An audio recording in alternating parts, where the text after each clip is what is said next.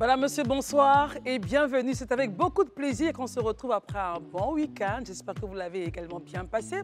Notre plateau recette, on démarre maintenant.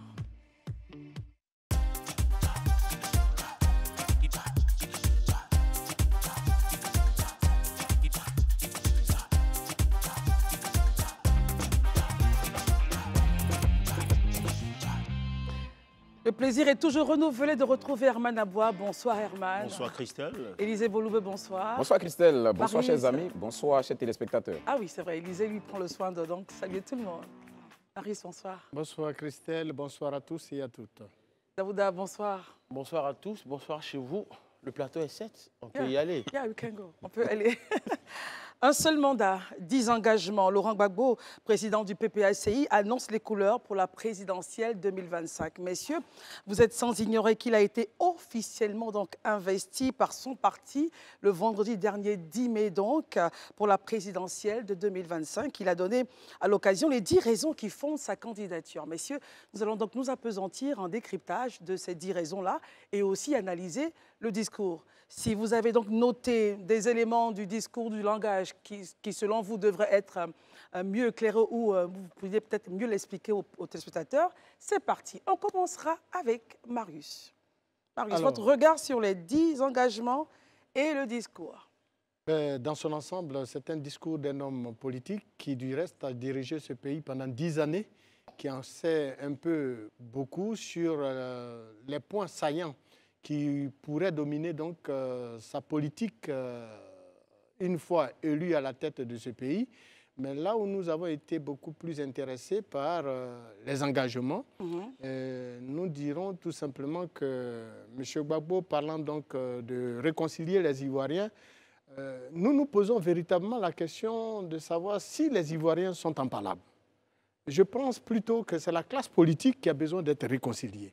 Pour vous, il y a une différence à faire? Absolument, parce que les Ivoiriens du nord au sud, de l'est à l'ouest, en passant par le centre, marchent ensemble, vivent ensemble, même au plus fort de la crise ivoirienne. Alors donc, quand on nous dit qu'il faut réconcilier les Ivoiriens, nous nous faisons plutôt allusion à une réconciliation des hommes politiques, une vraie réconciliation de nos hommes politiques. Il n'y a qu'à écouter les discours des uns et des autres, les invectives qui viennent des différents camps.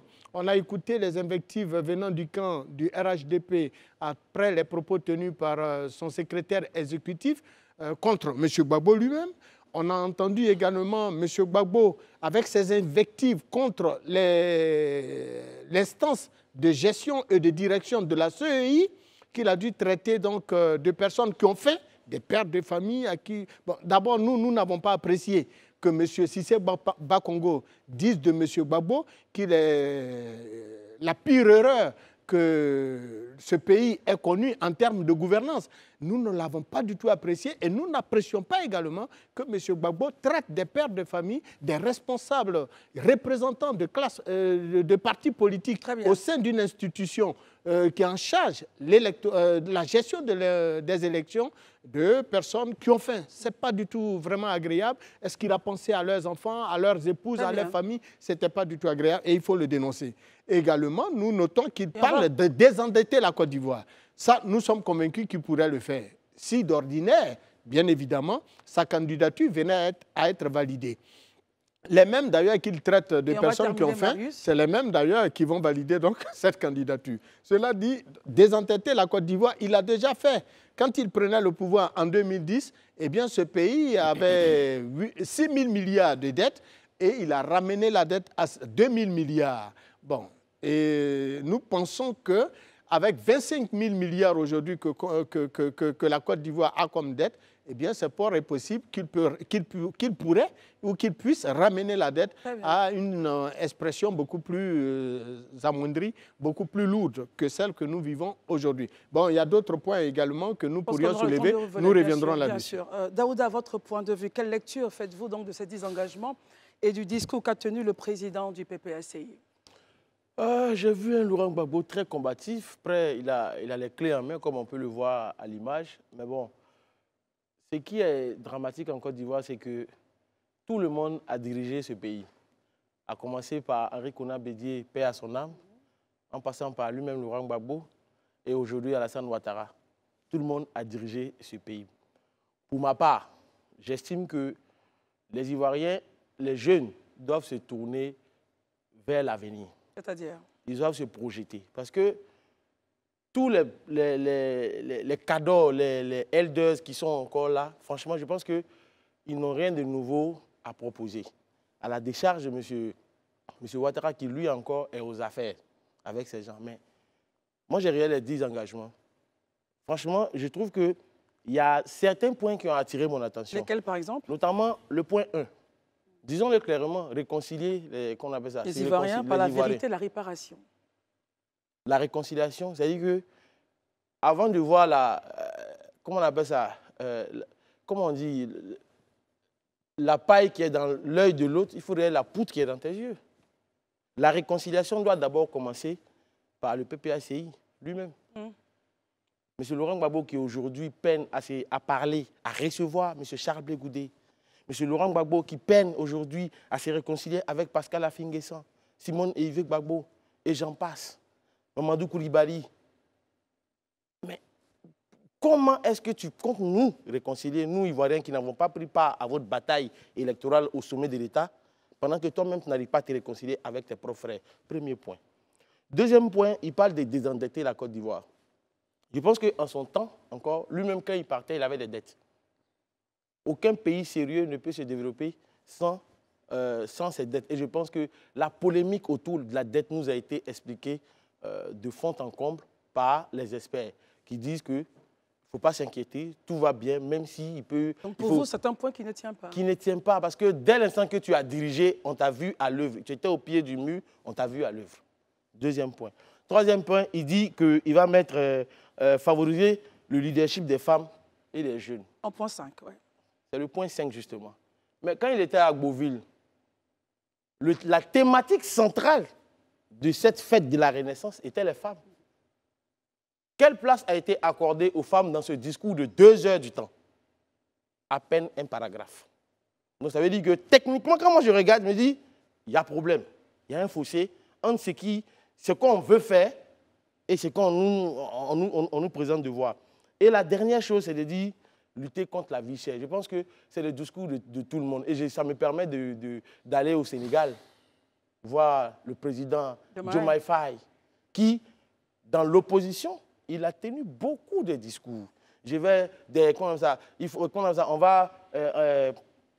on va faire baisser le coût de la vie, et patati, et patata. Sortir du CFA. Sortir de plein de choses. Mais maintenant, à l'exercice du pouvoir, la réalité change, le narratif change.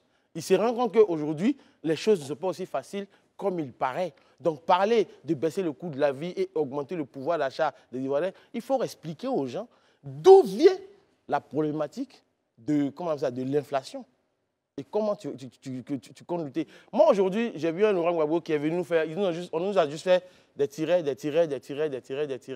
Mais j'aurais voulu, au fond de moi, sincèrement, qu'on nous explique. Mais est-ce que selon vous, c'était le lieu d'expliquer les points?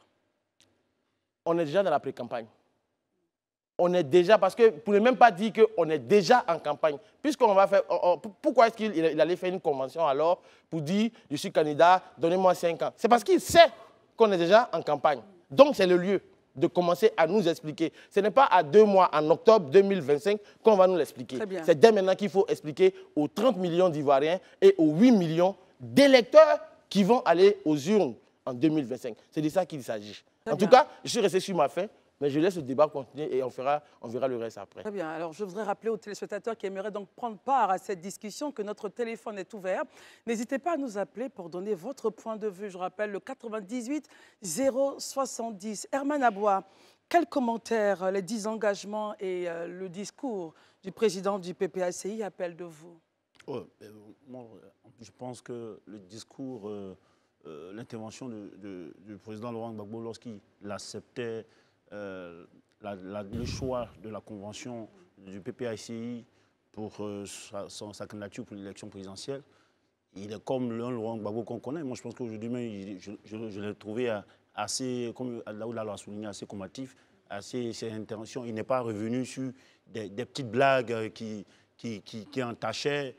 C'est souvent ces interventions, sauf que, comme Marius l'a bien relevé, il y a des choses qui peuvent... De la même manière, on a dit que si c'est Bakongo n'a pas bien fait de dire, il aurait pu trouver d'autres images. Mais maintenant, pour venir sur le fond, moi, je pense qu'il y a d'abord, pour terminer rapidement sur la forme, quand il te dit, par exemple, que je viens pour un mandat, donnez-moi un seul mandat, je pense bien que l'homme, il s'est dit qu'il y a un goût d'inachevé dans son parcours par rapport à la gestion de l'État. Voilà. Donc, il vient aujourd'hui pour montrer, puisque aujourd'hui les gens disent non, il n'a rien fait pendant 10 ans, pour montrer qu'il peut faire quelque chose en 5 ans. Si on lui avait donné même un 5 ans libre, il aurait pu faire plein de choses. Donc, il vient plus ou moins prendre parachever son travail qu'il pense qu'il peut faire. Pour terminer, pour revenir maintenant sur les différents points. Quand je prends, je ne sais pas comment est-ce que certains lisent les 10 engagements. D'abord, il y a un document presque, tout le monde peut consulter où ce n'est pas seulement des tirets. Il y a quand même du contenu sur chaque point qui a été donné. Et là-dessus, quand même, c'est vrai, au-delà du discours de mielleux qu'on prend pour attirer des militants ou des électeurs, on sait bien quand même il y a certains aspects qu'on sait que Laurent Gbagbo et son groupe peuvent réaliser. Lesquels, par exemple? Quand tu prends, par exemple, la question du désendettement, il n'a pas dit que la dette n'est pas bien pour intervenir un peu, réagir par rapport à ce que Daouda a dit. Il dit qu'il va travailler à un désendettement de la Côte d'Ivoire. Donc, il n'a pas dit qu'il ne prend pas. Il a même reconnu qu'il a pris, par moment, pour certaines infrastructures, qu'il a pris des crédits pour pouvoir les réaliser. Mais nous tous, on est bien d'accord que tant qu'on peut travailler à ne pas nous endetter, il faut le faire. Ça, c'est le premier point. Deuxième point, quand il parle de lutter contre la vie chère, travailler à faire en sorte que la vie... Mais il n'a pas dit que la vie est chère. Est-ce que ça veut dire...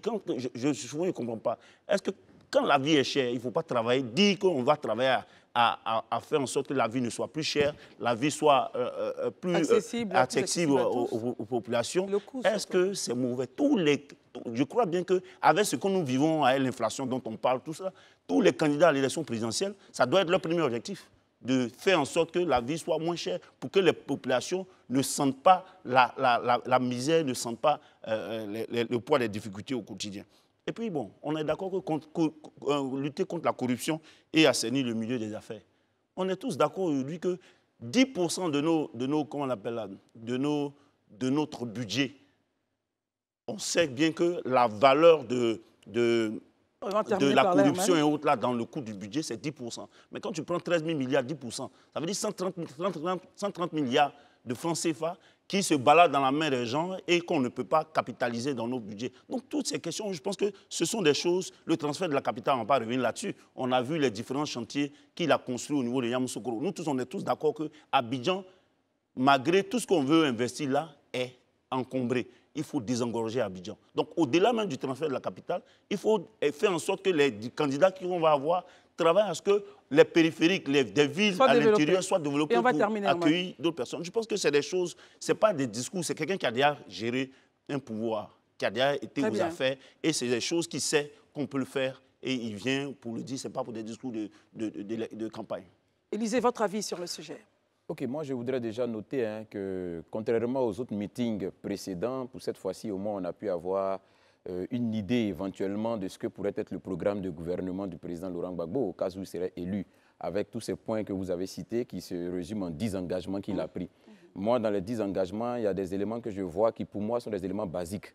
Pour quelqu'un qui veut diriger un pays, c'est le minimum. C'est vraiment le minimum. Une justice indépendante, ça c'est le minimum. Quelqu'un qui veut diriger un pays, qui veut être d'un pays démocratique, ça c'est le minimum. Quand vous dites le minimum, ça veut dire qu'il n'y a rien d'extraordinaire dedans, c'est ça? Non, ça veut dire pour moi, ce n'est pas un point pour lequel on parlait d'innovation. Très bien. Parce qu'aujourd'hui, ce qui va justement faire la différence, moi je pense, pour, en tout cas les intellectuels qui voudront scruter minutieusement les programmes des candidats, c'est l'innovation. Sinon, c'est pour revenir sur les choses qu'on sait déjà qui pour nous sont des éléments assez basiques. Pour une société, bon, pour moi, c'est vraiment assez basique. Honnêtement dit, ça veut dire une justice indépendante. Pour quelqu'un qui se réclame d'être un homme démocratique, c'est pour moi vraiment la chose la plus simple à réaliser. Comme je le dis, il y a aussi des éléments que je trouve un peu basiques. Bon, l'industrialisation de la Côte d'Ivoire, que ce soit lui, que ce soit ses prédécesseurs, que ce soit celui après lui, ses successeurs, Tout le monde a toujours chanté l'industrialisation. On attend de voir comment ça va se matérialiser sur le terrain. Même le pouvoir actuel en a fait un des piliers de son action gouvernementale. Baisser le coût de la vie, c'est normal, puisque toutes les populations, on gouverne pour aider les populations, on ne gouverne pas pour le mauvais être des populations, mais c'est plutôt pour le mieux être. Donc ça, pour moi, vraiment, c'est des éléments qui sont, pour moi, des éléments basiques pour quelqu'un qui veut diriger un pays. Mais c'est important qu'ils le disent quand même, parce que jusque-là, nous, on avait réclamé quand même de faire évoluer le discours et s'intéresser comment dirais-je, à des points qui sont des points d'attention au niveau de la population. Regardez le dernier point, Élisée, qu'en pensez-vous? Rétablir une presse libre et viable, non, je pense que là aussi, c'est quand même un peu poussé. C'est vrai, la presse aujourd'hui en Côte d'Ivoire, on ne dirait pas qu'elle est vraiment aux anges, on ne dirait pas aussi, mais on ne pourrait pas dire quand même qu'en matière de liberté de la presse, des efforts n'ont pas été faits en Côte d'Ivoire. Moi, j'en veux même pour preuve ce plateau, où tout le monde peut dire ce qu'il pense à n'importe quel moment. Personne ne peut le contester, même les téléspectateurs qui sont là, ils ne peuvent pas le contester. Tout le monde est libre de dire ce qu'il pense concernant la gestion aussi bien du régime que de l'opposition. Je crois que ça, c'est des éléments indicateurs quand même de liberté de presse. Aujourd'hui, on peut essayer de regarder juste sur l'année 2023-2024, combien de journalistes ont été arrêtés. Même si c'est vrai que quelquefois, certains ont été appelés pour... Mais la garde à vue, même finalement, la nouvelle loi est interdite, mais la garde à vue. Parce qu'avant, la garde à vue existait. C'est-à-dire qu'on pouvait te garder, mais aujourd'hui, ça n'existe plus. C'est que dans la loi. Donc, il y a des efforts quand même qui ont été faits à ce niveau-là. Mais comme je le dis, la liberté, on a envie toujours d'être beaucoup plus libre. Donc, je comprends qu'ils mettent ce point. Mais pour moi, ça ne remet pas en cause que des efforts aient été faits en ce moment sur cette question. Très bien. Au second tour de table, après donc, cet élément Magnéto, j'aimerais qu'on puisse regarder dans le discours et puis en sortir des éléments, ce qui nous permettrait d'aller à un meilleur décryptage.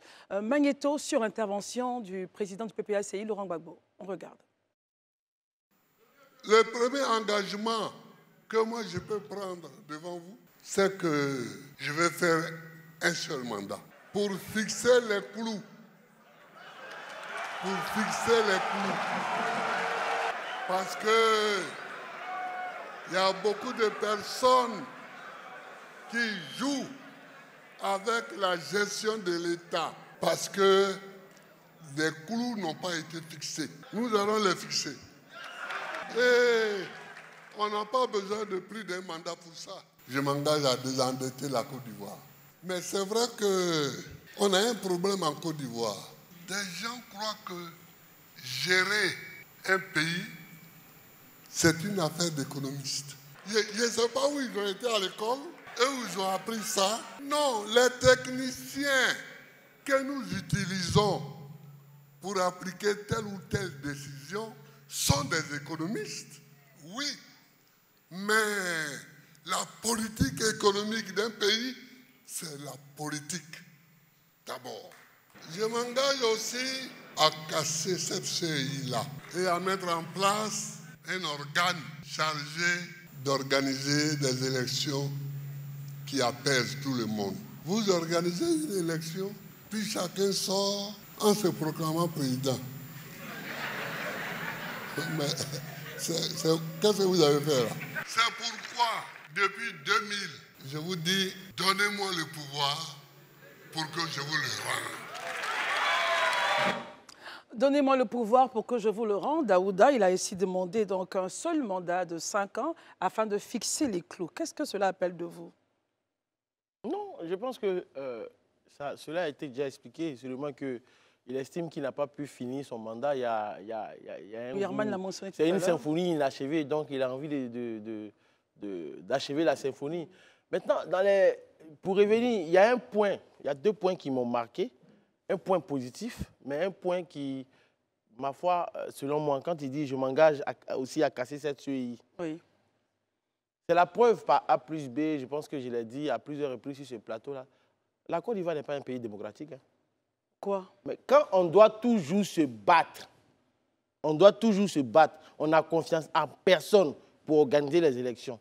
Parler des partis politiques? Oui, les gens n'ont pas confiance. En fait, ils n'ont même pas... Personne n'a confiance aux institutions de la République. Ça pose un problème. C'est pour ça que je disais la semaine passée que même si l'élection en Côte d'Ivoire était organisée par le Saint-Père lui-même, il se trouverait des gens en Côte d'Ivoire pour nous dire que cette élection-là n'est pas crédible, malgré que ce soit le Saint-Père.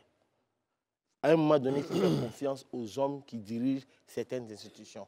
Même si j'estime pour ma part qu'à la CEI, il peut y avoir des aménagements. Mais pour faire ces aménagements-là, il faut sortir les hommes politiques du système. La rendre, selon vous, véritablement neutre? Neutre. Moi, je préfère même que l'organisation des élections soit celui destiné au ministère de l'Intérieur. Revenir à l'ancien modèle. Revenir à l'ancien modèle et faire confiance à nos institutions. Je pense que nos institutions peuvent. L'autre point aussi qui a véritablement attiré mon attention, et pour ça, je tire mon chapeau au président, à l'ex-président Laurent Gbagbo. Président du PPACI. Oui, c'est le transfert véritable de la capitale à Yamoussoukro. Oui, c'est pas faux. Moi, c'est quelque chose que je chéris, que je veux de tout mon cœur. Sincèrement. Vous appelez de tous vos voeux. C'est un vœu pieux pour moi. J'espère qu'on pourra véritablement aller avoir la capitale à Yamoussoukro. Et je vais même plus loin. Parce que dans certains pays que j'ai pu visiter, par exemple, les ministères stratégiques sont dans des villes stratégiques. Ah. Je prends un exemple banal. Pour le ministère de l'Agriculture, qu'on l'envoie dans une zone cacaoyère, que le cabinet du ministre, toute la documentation se rapproche des populations.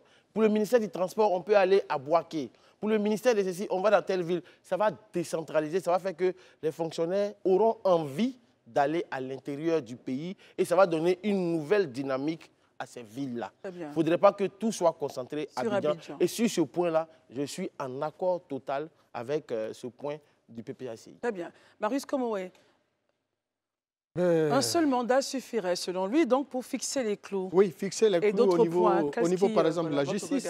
Aujourd'hui, il faut rendre notre justice effectivement indépendante. Elle ne l'est pas, selon vous? Je ne dirais pas comme vous l'avez souligné, mais je dirais tout simplement qu'elle mérite ou il y a nécessité de la réformer et de la rendre beaucoup plus raisonnable dans les décisions qu'elle rend. Voilà, face aux justiciables. Voilà, je ne reviendrai pas sur certains sujets, mais je dis qu'au niveau de notre justice, il y a des choses à faire. Il y a beaucoup de choses à faire. Il faut, par exemple, que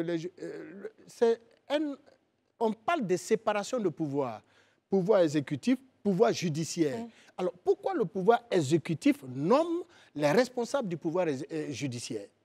Quel format auriez-vous aimé? Mais comme ça se fait aux États-Unis, par exemple, où les magistrats de haute hiérarchie sont nommés par leur père, par leur propre père, et non par une décision d'un chef d'État. Celui qui sont désignés par leur père, mais nommés par le président. Oui, bien, selon vous, oui, et déjà, ça libère le magistrat. Donc, s'il vous plaît, alors, selon le format que nous avons en Côte d'Ivoire, donne à la justice donc d'être aux ordres, c'est cela? Je vous en prie. Moi, je Marius Komowé, président de la République. Je vous nomme magistrate. Vous me le redevez? Non. Vous me le devez? Mais c'est une évidence. La preuve, dans cette formule que nous avons adoptée, il est bien évident que les magistrats n'ont pas de liberté parce que celui qui te nomme, tu lui es redevable. C'est clair. Et donc, pour nous, comme ça se... Regardez par exemple aux États-Unis, un président de la République peut prendre une décision qui est cassée par un magistrat. Tout à fait. En Côte d'Ivoire, quel est le magistrat qui peut casser la décision de M. Ouattara? Je n'en connais pas. Disons-nous les choses en face. Nous construisons une nation. Nous sommes une nouvelle génération d'Ivoiriens. Et nous disons tout simplement que nous voulons avoir une justice affranchie des décisions de l'exécutif. Si nous parlons de séparation du pouvoir, parce que ce que les gens ignorent, c'est qu'en République, pourquoi parle-t-on de séparation du pouvoir en République? C'est pour qu'aucun pouvoir ne piétine un autre. Très bien. Alors donc, on a le pouvoir exécutif qui décide. Vous avez le pouvoir judiciaire qui contrôle et fait appliquer les lois. Et puis vous avez le pouvoir législatif qui vote les lois. Maintenant, si d'ordinaire, l'exécutif doit instruire le judiciaire sur ses propre plate-bande, il y a problème. C'est pour ça que nous disons tout simplement que ça, par contre, nous soutenons, nous espérons que la vision du président Gbagbo va dans ce sens. Lorsqu'il parle de lutte contre la vie chère, c'est un sujet qui nous préoccupe depuis des lustres. Mais comment? Parce qu'en Côte d'Ivoire, dans les années 70, je n'étais pas encore... Et on va terminer, Marius, comme dans les années 70, la Côte d'Ivoire était autosuffisante en riz et en bétail. Mais regardez un pays comme la Côte d'Ivoire, nous avons 10 des bas-fonds sur l'ensemble de notre territoire national.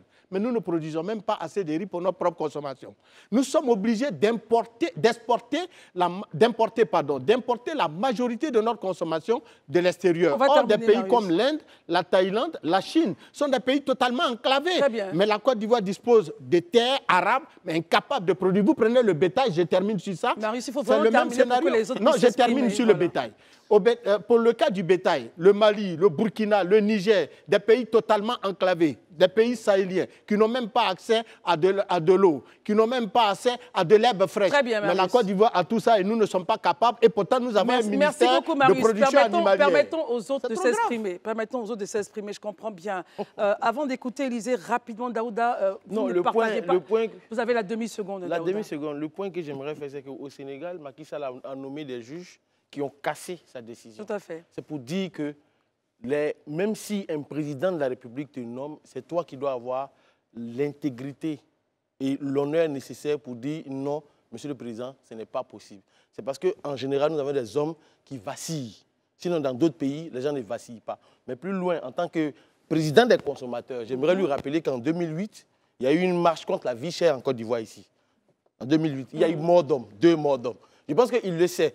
Donc, la question de la vie chère... Non, je rappelle cela parce qu'il ne faut pas... Quand on rappelle les faits depuis 1960, les bas-fonds et autres, tout ça part d'une certaine politique de beaucoup de... Comment on appelle ça? D'administration.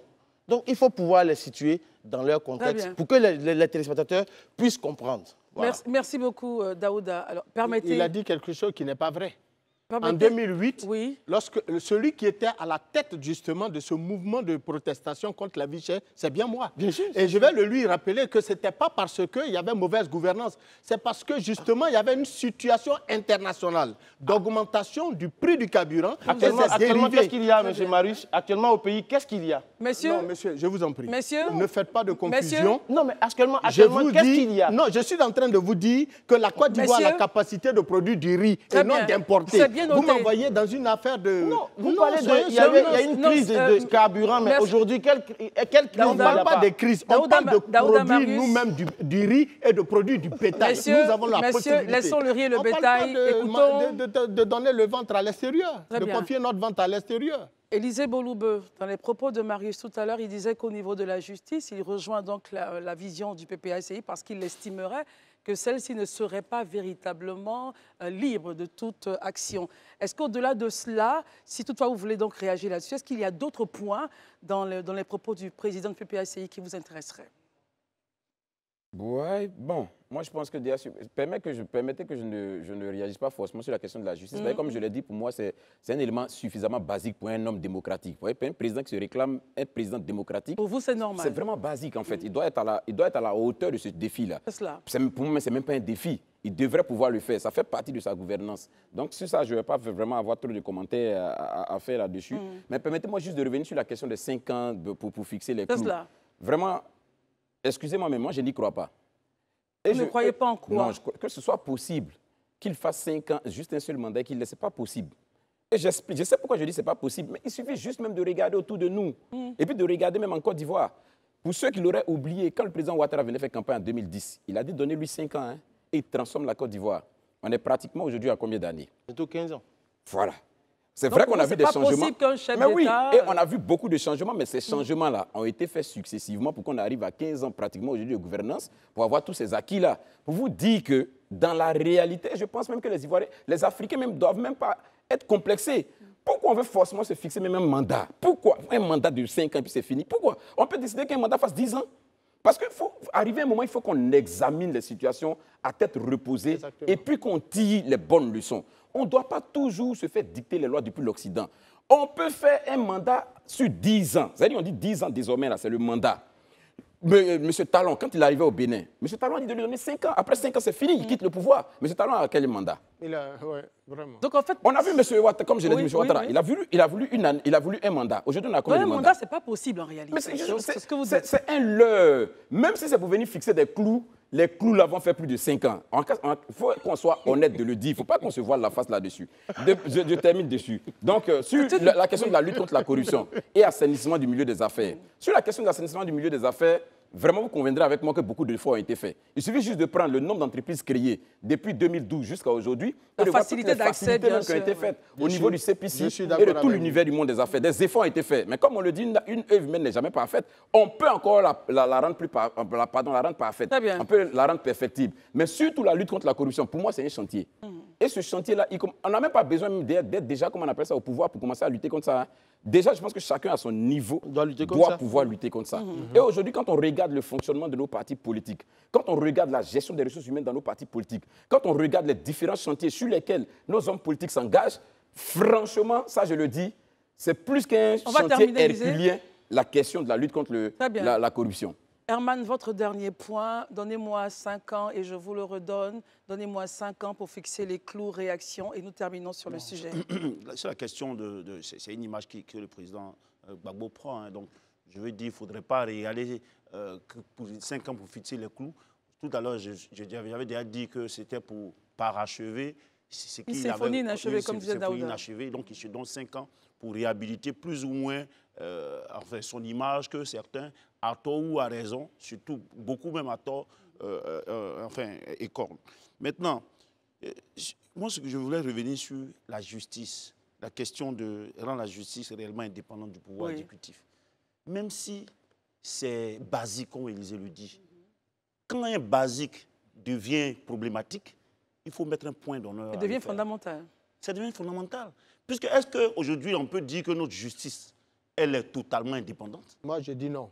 Donc, si on se pose des questions, et sur ces questions, on a les réponses. Allez-y, je ne veux même pas qu'on regarde seulement les politiques. Les politiques, souvent, la main de l'exécutif est dedans. Mais allez-y voir les autres dossiers qui sont traités. Comment est-ce que nos justiciables sont traités? Allez-y même voir la condition des prisonniers pour voir ceux qui sont en attente de procès, qui n'arrivent pas, parce qu'on peut avoir des hommes de loi, de droit qui sont corrompus. Donc ces questions... Pas tous, on va biaiser quand même. Non, je dis il peut y avoir des hommes, je n'ai pas dit tous. Donc voilà, il ne faudrait pas que ces éléments basiques qui ne sont pas en réalité finalement basiques, qui deviennent fondamentaux, il faut les traiter, il faut que ça soit des points dans des programmes d'ailleurs. Très bien. En Côte d'Ivoire, ici, sur la question, je voudrais qu'on comprenne cela d'abord.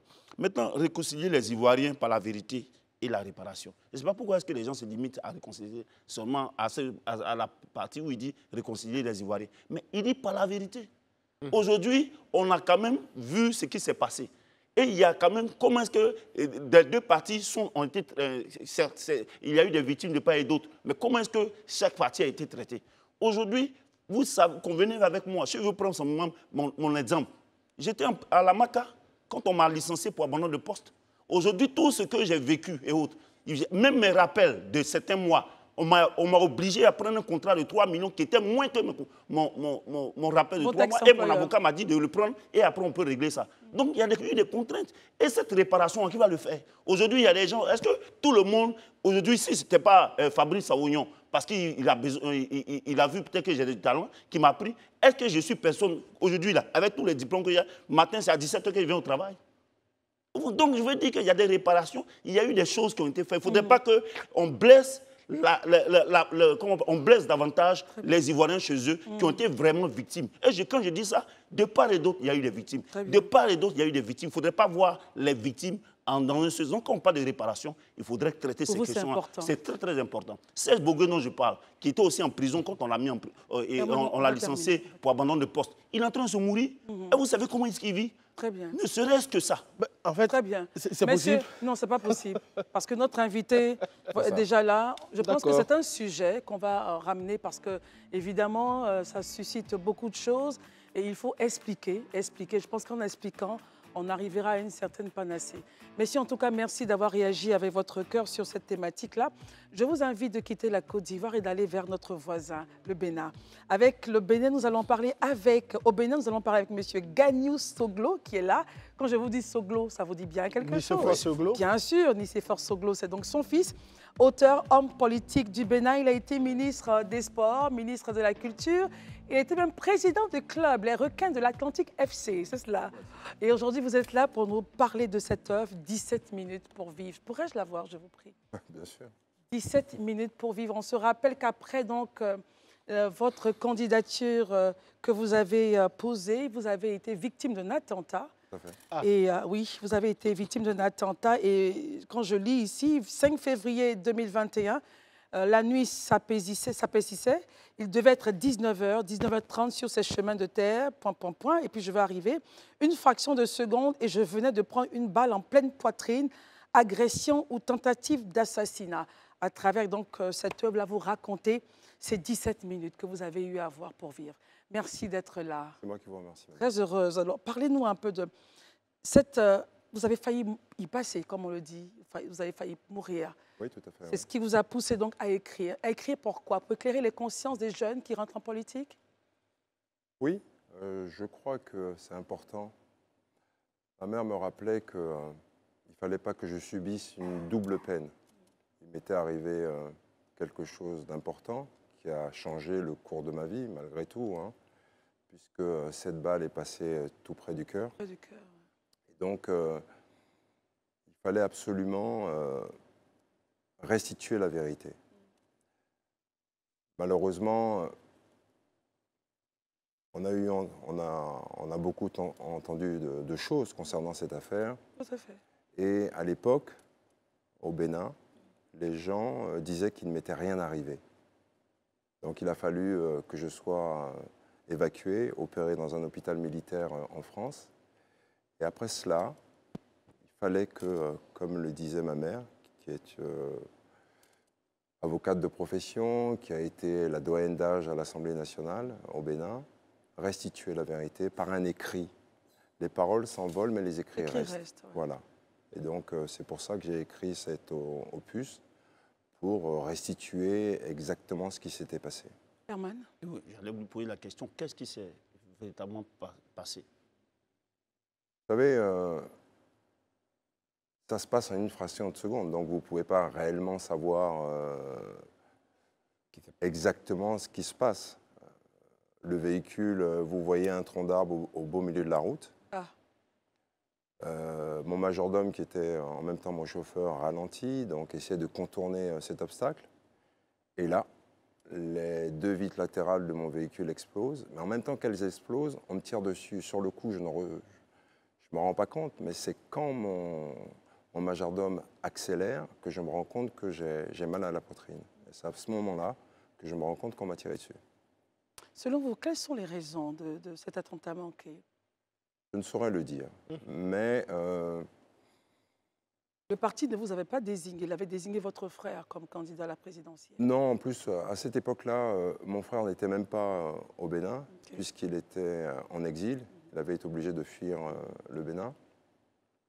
Non, moi, j'appartiens à une famille politique. Bien sûr. Et la famille Soglo, depuis l'édification de ce pays, a toujours été aux côtés des rois. Depuis le premier roi du Dahomey, l'une de ses filles, Dakodonou, a épousé un Soglo. Ah. Donc on a toujours été aux côtés des rois. Dans le sillage. Dans le sillage. Et mon arrière-grand-père était le prince de guerre du roi Béhanzin. Donc les Soglo ont toujours fait de la politique. Il y a eu le général Soglo qui a été 2 fois président, mon père qui l'a été, ma mère qui a été près de 25 ans députée, moi-même qui ai été député et ministre, mon frère qui a été maire de la ville de Cotonou. Donc, depuis que je suis né, nous sommes une famille politique. Nous ne sommes pas une famille d'hommes d'affaires. La seule, pour répondre à votre question, moi-même je m'interroge. Parce que... Jusqu'aujourd'hui? Oui, parce que malgré tout, le président Talon n'est pas quelqu'un que je ne connais pas. Il est le parrain de ma fille, il est mon ami. Son épouse est le témoin de mariage de mon ex-épouse, de la mère de ma fille. Donc, oui, je m'interroge. Pourquoi me tirer dessus quand Patrice Talon est au pouvoir? Au pouvoir. Mais j'aurais une petite réponse. À l'époque, je me suis présenté en solo et non pas en duo, comme voulait la loi suggérée par le président Talon. Et j'ai appuyé cette candidature sur la Constitution de 1990. Cette Constitution, c'est notre bréviaire. Elle a été votée par l'ensemble des Béninois. Et aujourd'hui, toute la classe politique, mis à part bien évidemment la mouvance présidentielle, s'accordent à dire que pour retrouver notre vivre ensemble, il faut qu'on revienne à cette Constitution. Vous savez, je vous écoutais tout à l'heure et je souriais. Pourquoi? Parce que quand mon père est devenu président, son modèle, c'était la Côte d'Ivoire de Félix Houphouët-Boigny. Et pour nous, aujourd'hui, notre modèle, c'est la Côte d'Ivoire du président Alassane Ouattara. Vous savez, vous avez une pluralité des opinions. Vous pouvez discuter, critiquer, recommander, sans que cela ne soit vu comme une défiance vis-à-vis du pouvoir. Bien au contraire, je crois que très souvent, le pouvoir prend en compte toutes ces recommandations, critiques, suggestions. Ce n'est plus le cas, malheureusement, dans mon pays. Donc, vous avez cette chance. Et je pense que le plus important pour nous, cette identité ivoirienne vous est donnée par cette pluralité d'opinions. C'est ce que nous voulons retrouver chez nous. Vous savez, faire des routes, c'est une chose, mais donner le sentiment d'appartenance à une nation, à des individus, c'est, à mon sens, ce qui est le plus fort. Et je crois que vous qui avez connu une crise majeure, vous êtes dans le bon sens, dans le bon chemin. Et moi, j'aimerais profiter de ce moment parce que vous donnez envie de vous écouter, je le dis clairement. Ça, Merci clair. beaucoup. Voilà, vous donnez envie de vous écouter jusqu'au bout. Est-ce qu'aujourd'hui, après l'épreuve que vous avez subie, est-ce qu'il fait bon, c'est bien de faire de la politique aujourd'hui dans le monde de façon générale, et en Afrique de façon particulière? Quand on regarde comment les politiciens posent des actes, est-ce que ça donne envie encore de faire de la politique? Encore plus. Je crois que... Avec toute cette méchanceté, ces verbes qui volent très haut, tout ça. Mais la méchanceté, elle existe, comme vous l'avez dit auparavant, entre les acteurs politiques. Elle n'existe pas Entre les peuples. entre les peuples. Malheureusement. Les peuples Heureusement. sont bienveillants. Très bien. Donc, je crois qu'au contraire, il faut des femmes et des hommes qui veulent, qui ont cette vision de partage. Et donc, c'est pour ça que je continue à faire de la politique. Vous comptez vous présenter aux prochaines Ce élections? n'est pas le plus important. Là, je viens de parler, je parle de mon livre. Je vais revenir justement sur le livre. Alors, bon, est-ce que vous allez faire une dédicace, organiser quelque part pour que les populations puissent venir et puis échanger également avec vous? Oui, on l'a fait d'abord à Paris, D'accord. vis-à-vis de la diaspora béninoise. Ok. Et on l'a fait aussi au Bénin, parce que moi, je vis au Bénin. Et ici? C'est prévu. Il y a une prévu. forte communauté Oui, béninoise. oui, c'est Oui. prévu. C'est prévu. Ok, Et vous ça me sera- donnez l'occasion Oui. de Ça sera parler de mon quand? livre. On va voir avec mes équipes, mais c'est prévu. Très bien. Bénin, la nuit est longue, mais le jour vient. Oui. Et c'est su en couverture de haute.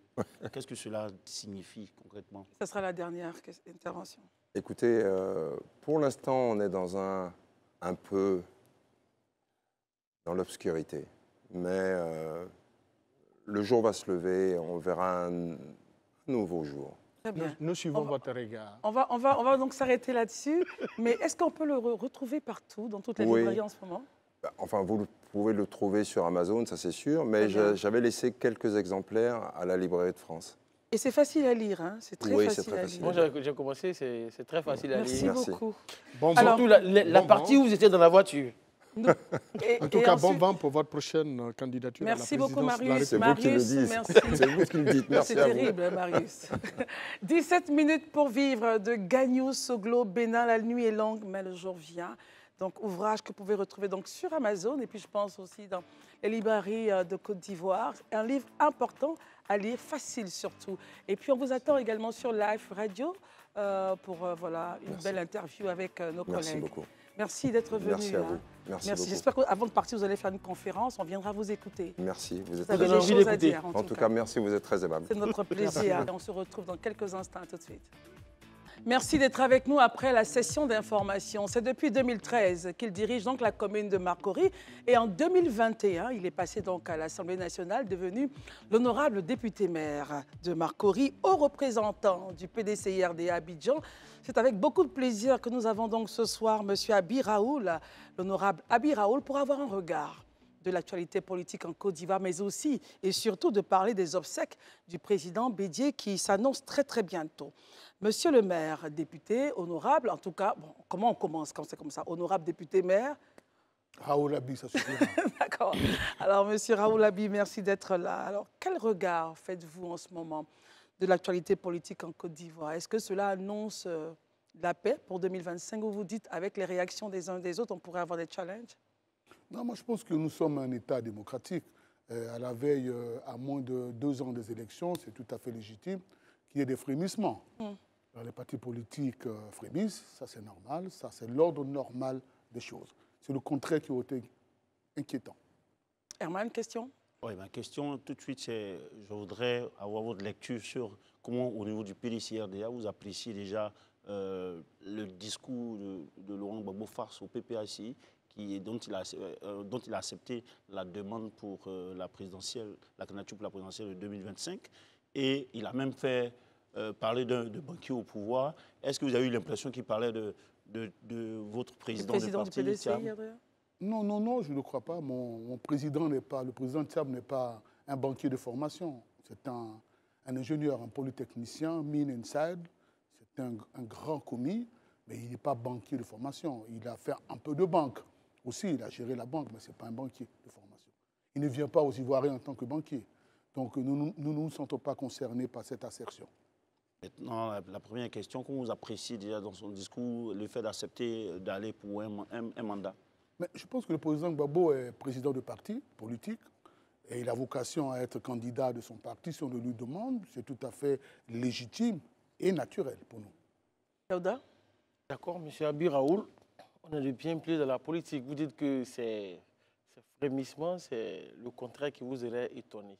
Mais quand on regarde le discours des hommes politiques et quand on met ce discours face à ce que nous avons vécu ici de 2002 jusqu'en 2011, est-ce qu'il n'y a pas de situation à avoir peur aujourd'hui?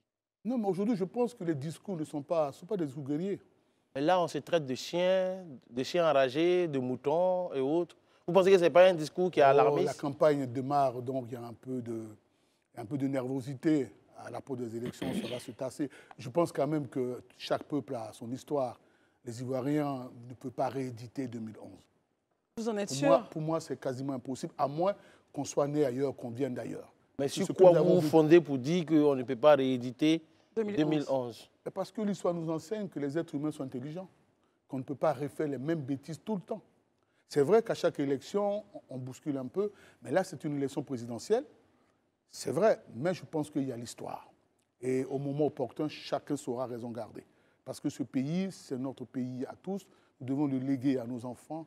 Nous n'avons pas le droit de donner ce spectacle de guerrier chaque fois qu'on se bagarre parce qu'il y a des élections. Je pense qu'au moment opportun, chacun saura raison garder. Très bien. Élysée? Là, nous sommes pratiquement à 1 année, 5 mois de la prochaine présidentielle. Votre parti, le PDCI, a laissé entendre en tout cas qu'il enverrait un champion le représenter à ces élections-là aujourd'hui. Comment le PDCI s'organise face à 2025? Pour l'instant, notre priorité, nous allons enterrer l'héritier de Félix Houphouët-Boigny. Nous allons enterrer le président Emery Konan Bédié. Il ne vous a pas échappé qu'il a été président de la République de Côte d'Ivoire, qu'il est il a été le président du PDCI-RDA. Nous lui devons les honneurs. Nous allons l'enterrer et à partir du 2, nous allons observer les choses un peu plus sérieusement. Pour l'heure, il s'agit de rendre hommage au président Bédié pour ce qu'il a fait pour la Côte d'Ivoire, pour ce qu'il a fait pour le PDCI-RDA. J'ai coutume de dire que le président Félix Houphouët-Boigny ne désigne pas n'importe qui pour être son héritier testamentaire et en faire de lui le président de la République. Je pense que le président Bédié a été un grand président. Tout le monde conviendra, puisque la nation, on va lui rendre les honneurs à partir du 19. Nous, déjà, au PDCI-RDA, nous avons décidé, dans le district d'Abidjan, à partir du 5 Parcé, à lui rendre tous les honneurs. Donc, tous les soirs, quasiment, il y a des veillées dans toutes les communes, dans les mosquées, dans les églises, pour rendre hommage à ce grand président, pour saluer sa mémoire. Et lorsque nous l'aurons enterré dignement, comme il se doit, alors le PDCI-RDA Pas de rouleau compresseur. Absolument. Très bien. Marius Komori. Monsieur le député maire, heureux de me retrouver en face de vous. Monsieur Alassane Dramane Ouattara, candidat en 2025, quel jugement, quelle appréciation? Et deuxième question, votre président, monsieur Tidiane Thiam, a longtemps séjourné loin du pays. N'est-il pas totalement déconnecté des réalités des Ivoiriens sur l'ensemble du territoire national?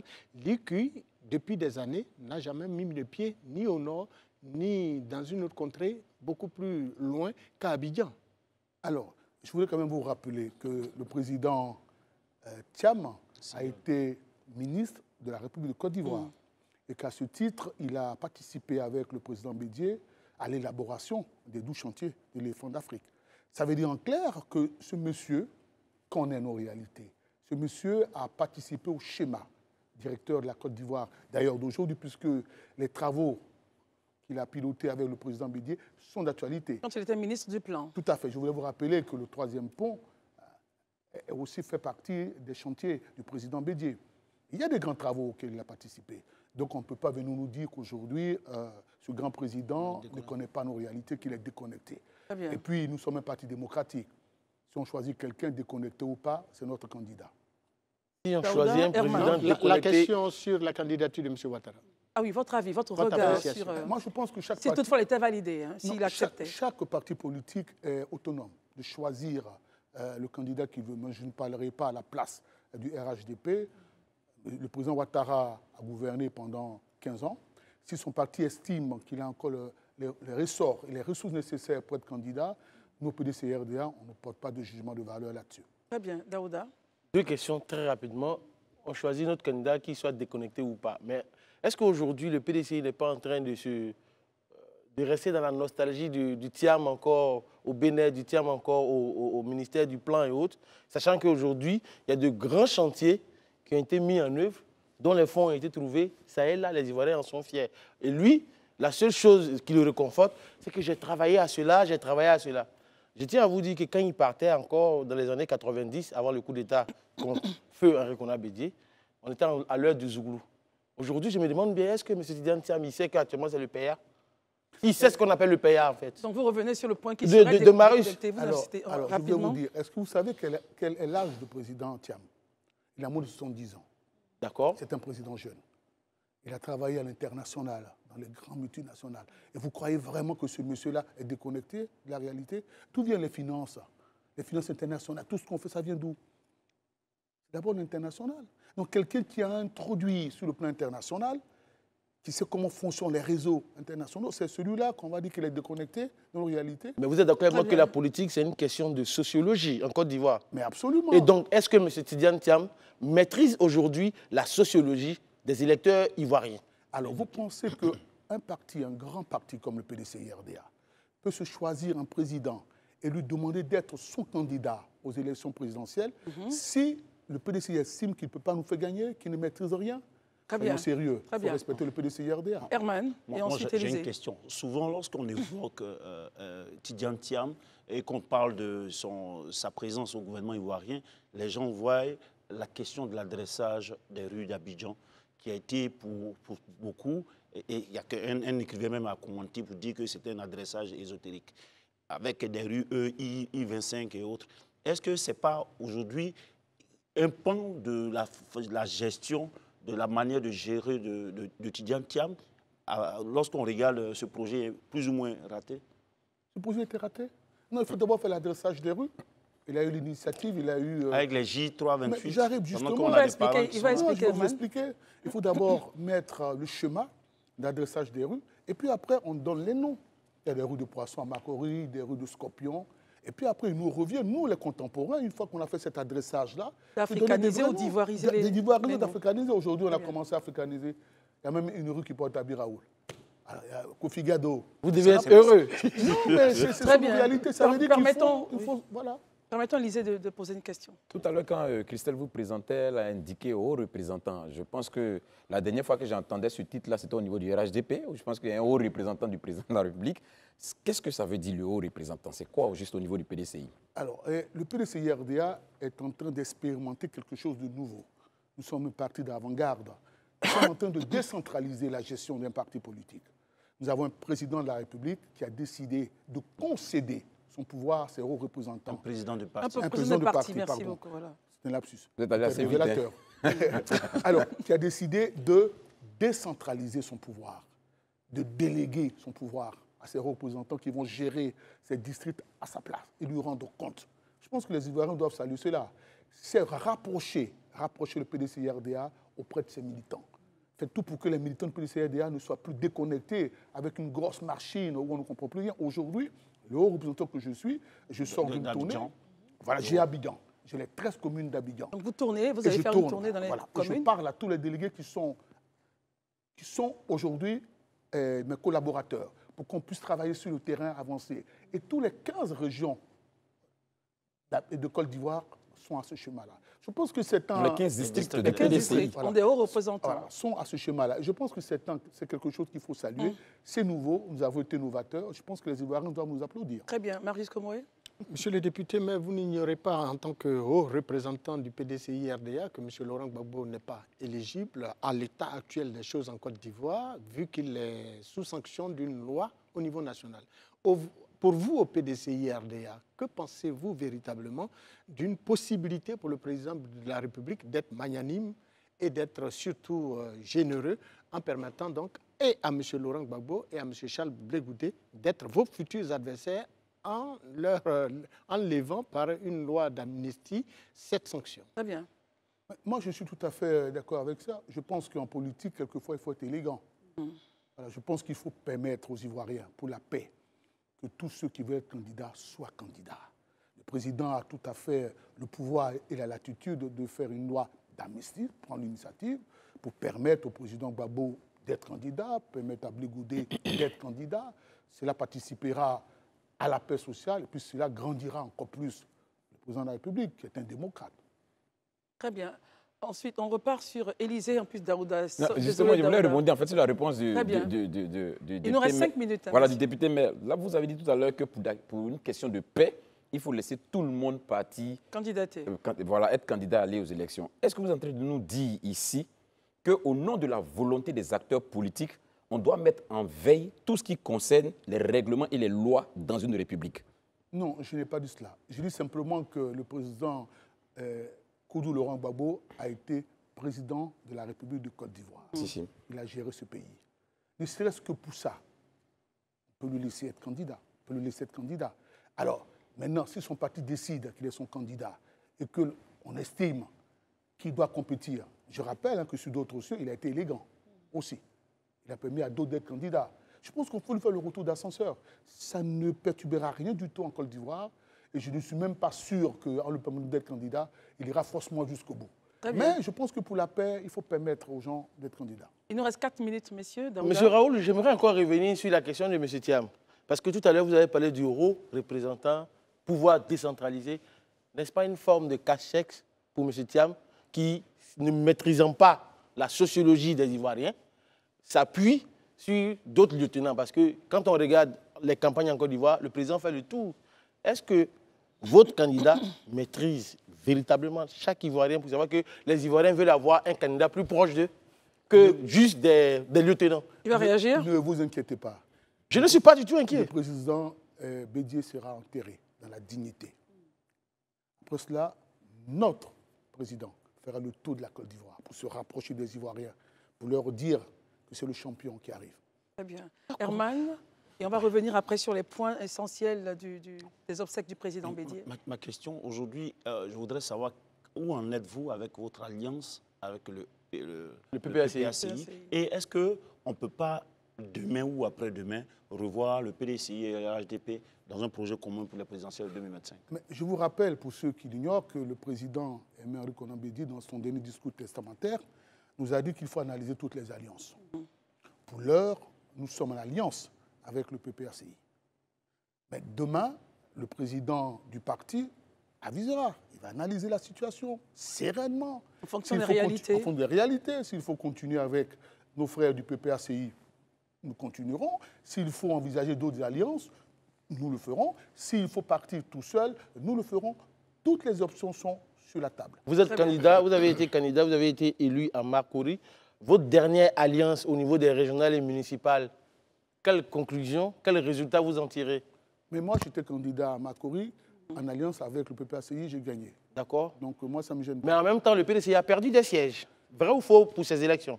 Le PDCI, Et quand Daouda finit, on va passer à le autre PDCI chose. peut perdre des sièges par ailleurs. Mais est-ce que c'est dû à l'alliance? Forcément. On n'en sait rien. Il faut tirer les conclusions. Nous allons les tirer au moment opportun. En tant que haut représentant, vous retirez quelles conclusions? Vous en tirez Mais quelles en tant conclusions? que représentant, pour l'instant, je ne tire pas de fonctionner à conclusion Abidjan. parce qu'il faut déjà analyser cette situation. Pour l'instant, le partenariat continue. Le partenariat continue. Très bien. Je voudrais, monsieur le maire, qu'on puisse revenir sur les points importants du déroulement des obsèques du président Bédié. Il ne nous reste que 2 minutes. Alors, l'État de Côte d'Ivoire et le PDCIRD auront les honneurs à partir du 19 au président, 19 mai. Du 19 mai au président Aimé Konan Bédié. Nous qui sommes ses partisans et qui sommes à Abidjan, le président Bédié a vécu à Abidjan, une résidence à Abidjan, une résidence à Daoukro. Nous avons décidé, la haute représentation d'Abidjan a décidé, pendant 15 jours, d'arrêter toutes les activités d'envergure pour nous consacrer sur le président Bédié. On a fait des messes, on a fait des veillées, et ça va durer jusqu'au 19. Du 19, il n'y a plus d'activités de grande importance. La seule chose que nous devons faire, c'est nous concentrer et rendre hommage à ce grand homme qui nous a tous fait. J'ai coutume de dire en Zouglou, c'est notre grand dos. Nous sommes ses Pekpero. Nous lui devons une reconnaissance éternelle. Alors pour ceux qui ne et comprennent infinie. pas Pekpero, ce que ça veut dire, qui ne sont pas ivoiriens, ça veut dire... C'est notre grand frère et nous sommes ses petits frères. Voilà, nous sommes ses enfants. Donc, il nous a plus ou moins aidés, nous a poussés. Nous nous devons une reconnaissance infinie. Si les Ivoiriens veulent vous rejoindre dans cette optique de rendre hommage, ça se passera dans quel... Ça sera où, par Dans exemple? toutes les communes. Alors, on a fait Makori, on a fait Agnaman, on Dans a quel fait lieu Abobo, précisément? et dans les endroits publics. Alors, qu'on publie sur nos réseaux. Demain, on sera à Songon. Après-demain, on sera à Trècheville, Yopougon, etc. Dans toutes les communes, on s'organise pour rendre les honneurs au président Aimé Konan Bédié. Parce que nous pensons qu'il le mérite. Ancien chef d'État, président de notre parti, héritier testamentaire du président Félix Houphouët-Boigny. Vous insistez dessus quand même. J'insiste. Parce qu'il y a trop du fouettisme, peut-être? Non, pas forcément. Oh, Daouda. Élisée, un point, messieurs, sur les obsèques. À part le point d'Abidjan, est-ce que... Oui, Non, moi, je voudrais juste, devant la nation, est-ce que vous pouvez nous rassurer que l'État du Côte d'Ivoire et le PDCI sont en symbiose sur la question de l'organisation des obsèques du président Henri Konan Bédié? Mais tout à fait, puisque le programme a été concocté par Ensemble. la famille, le PDCI-RDA et l'État de Côte d'Ivoire. Ok. Donc l'État prendra sa part, nous prendrons notre part. Et puis je pense que, tout à l'heure vous avez dit, nous sommes aussi des oufouettistes. Ne l'oubliez pas. Et Henri Konan Bédié est l'héritier testamentaire. Très bien. Herman, Il faut insister dessus. Non, moi, ça me semble. Marius? Non, mais c'est bon. Aujourd'hui, il faut se consacrer justement, comme l'a dit M. le député maire et aux représentants du PDCI en Abidjan. Il faut se concentrer véritablement sur les obsèques du président Bédié, un grand homme qui a quand même apporté beaucoup à ce pays. Et ne pas le reconnaître, c'est vraiment faire preuve de malhonnêteté intellectuelle. Daouda, c'est vraiment la dernière. Monsieur de la Abi dernière, Raoul, hein. je sais que La demi-seconde. la demi-seconde, le président Bédié adorait les cigares. C'était un bon vivant. Est-ce que, lors de ces obsèques-là, les cigares seront des sorties, Daouda. les coïbas et autres? Non, Non, ça non, contribue je aussi. réponds à Daouda, lors des obsèques, je ne fumerai pas de cigare. Évidemment. Vous aurez pu le faire pour sa Non, mémoire. juste pour marquer un temps mort, et le lendemain, je vais en prendre une. Je rappelle que vous êtes un exemple aussi pour la jeunesse. Hein. Comment? Vous êtes un exemple pour la jeunesse, monsieur Oui. le maire. Non, mais bon, je pense quand même que c'était son dada. Très bien. Et je pense que tout le monde le sait. Très bien. En tout cas, merci d'être venu, monsieur le haut représentant du PDCI-RDA à Abidjan. Vous êtes également député-maire de la commune de Marcory. On a eu beaucoup de plaisir à prendre langue avec vous, à l'effet d'échanger sur les obsèques donc, du président Bédié et votre regard sur l'actualité politique en Côte d'Ivoire. Merci d'être venu. Merci beaucoup. Herman, merci. Élisée, Merci, Marius, Christelle. Daouda. Plaisir a été pour Merci. moi. Bonne Merci soirée à tous chez les vous. Je ne saurais téléspectateurs et terminer cette téléspectatrices. émission sans donner donc ce point de Blue Horizon qui s'excuse auprès de leur aimable clientèle. La masterclass du samedi 11 mai, qui était donc à l'hôtel Famille Mondiale, est reportée au samedi 18 mai 2024 pour cas de force majeure. Blue Horizon, donc, groupe, présente ses excuses pour les désagréments.